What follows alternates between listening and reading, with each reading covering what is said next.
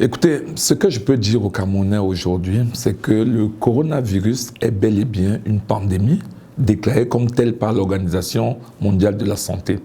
Et que les images qui nous viennent d'ailleurs nous montrent que si nous ne prenons garde, nous allons nous retrouver dans des situations catastrophiques.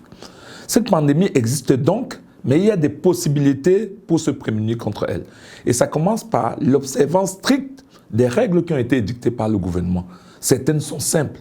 Se laver la main régulièrement en une solution hydroalcoolique, éviter de saluer des gens, éviter de toucher tout et n'importe quoi, éviter d'embrasser les gens. En tout cas, mener une vie, certes, une vie de confinement, mais c'est à cette seule condition que nous allons peut-être échapper à la pandémie.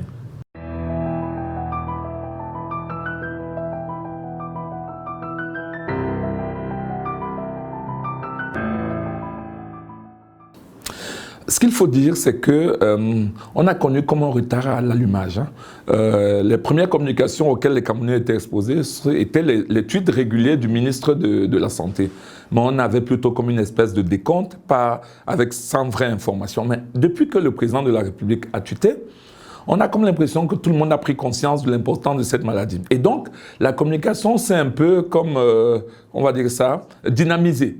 On a vu la rencontre organisée par le Premier ministre qui a abouti à la mise en place de 13 mesures. Alors, ces mesures sont mises en place. On va dire donc la réflexion stratégique a conduit à la mise en place de ces mesures. Mais est-ce que la réflexion sur la stratégie de com a été menée? À quoi est-ce qu'elle a abouti?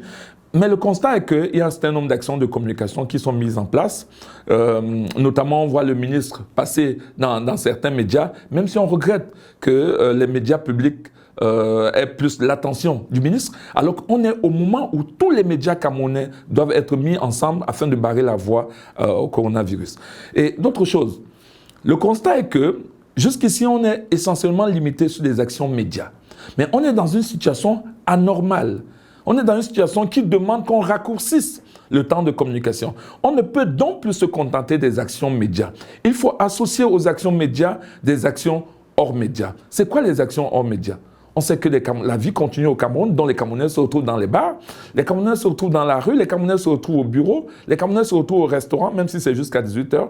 Il faut aller là-bas, les retrouver, notamment au travers des véhicules publicitaires qui vont passer le message sur les comportements adoptés.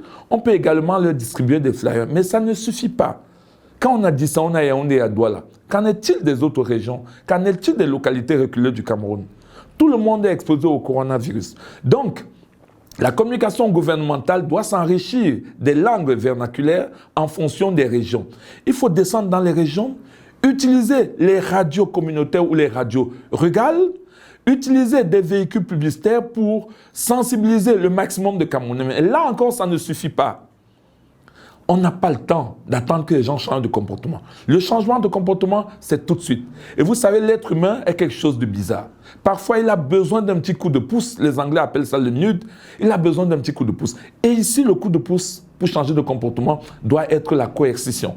On doit ajouter aux actions de communication des actions de coercition qui obligent les Camerounais à changer de comportement. Ça veut dire que nos rues, nos restaurants, nos bars, dès 18h, doivent être pris d'assaut par la force de l'ordre pour amener les gens à changer. Ça veut dire qu'il doit y avoir des policiers, des gendarmes qui doivent contrôler que les surcharges, les mesures contre le surcharge sont respectées. Je pense pour ma part donc, en associant à la communication des mesures de coercition, on a plus de chances de lutter ou au minimum de freiner l'avancée du coronavirus au Cameroun.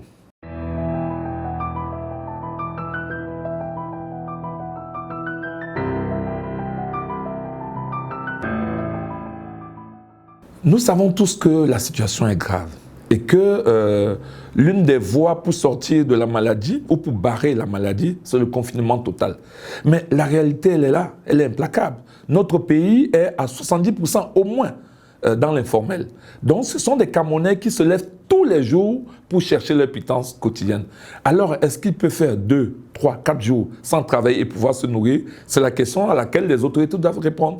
Et en mettant en place, si on arrivait à un confinement Total en mettant en place des mesures d'accompagnement, lesquelles je ne suis pas compétent pour le dire, je pense que le gouvernement est mieux placé. Dans tous les cas, ce confinement total ne peut se passer ou ne peut réussir sans des mesures d'accompagnement, notamment pour les couches de Camerounais qui évoluent dans le secteur informel.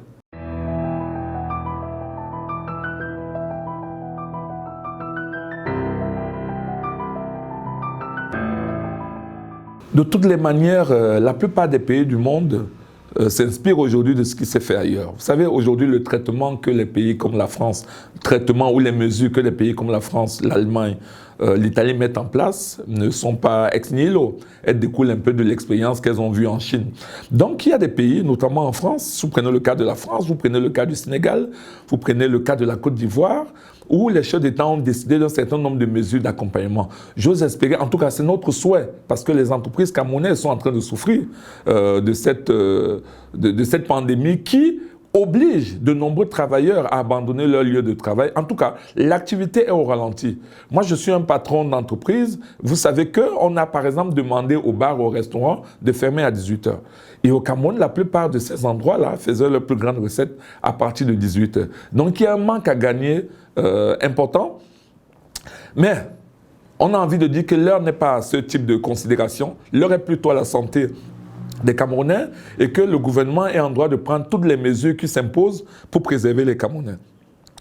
Mais comme le pays ne doit pas s'arrêter, comme les entreprises ne doivent pas totalement fermer, parce qu'après, ce sera une autre catastrophe qu'il faudra gérer, il est important, voire urgent, que le gouvernement réfléchisse aux mesures d'accompagnement pour que les entreprises ne laissent pas totalement leur plume dans cette opération-là.